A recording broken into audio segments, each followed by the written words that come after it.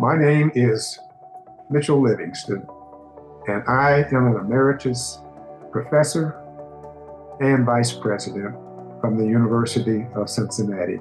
You hear the story that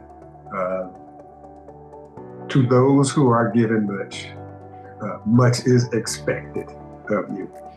And for the two of us living the way that we do, and the way that we are able to educate our children, they will never have to experience what we did. I can recall going from middle school to high school and visiting with my guidance counselor, who told me essentially that I was not college material and that they were going to place me in a vocational curriculum where I could learn to work with my hands and to get a job when I finished high school. And that was the kind of advice that most young Black boys got back then. I was no different. I took that advice. I was placed in a vocational curriculum.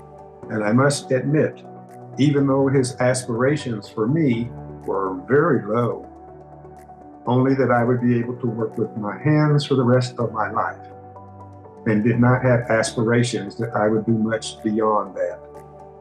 It was like a dagger, because I was a dreamer. I had hope and aspirations. And it's hard to come by that when you are in the kind of environment that we were in. We have seen the light turn off in the eyes of young people way too early because of lack of opportunity. There are ways to turn those lights on. And once you light up a person's light in that way, they can make it. But somebody has to get them on that road of opportunity. And we want to be one of those lamplights for as many children like us as possible. We are very much committed to the teacher education program. We're educators. That's who we are. That's what we do. And we want to make sure that our resources are focused in that way. Diversity is a part of excellence, and we use those terms as synonymous with one another. And we want to help people change the language of how do you talk to and deal with people without using a victim mentality or vernacular. You got to look at people as possibilities.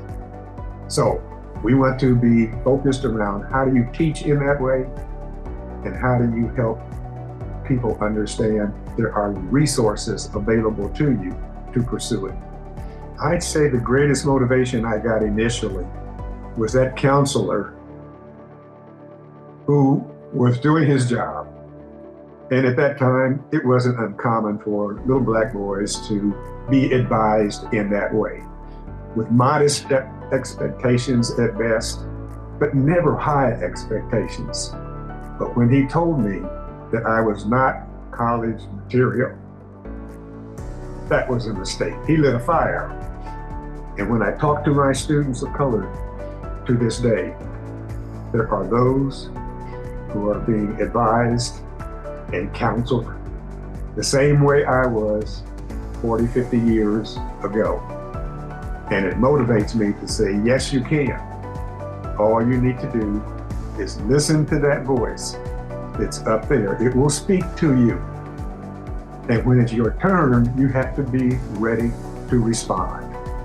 And a willingness to say, yes, I can, and then go after it. I am so proud that I am a member of a community that helped launch me to academics, to service, and community in so many different ways, and none could have done it better than SIU. I have family members who are currently enrolled at SIU and others that are soon to follow. This is family for life.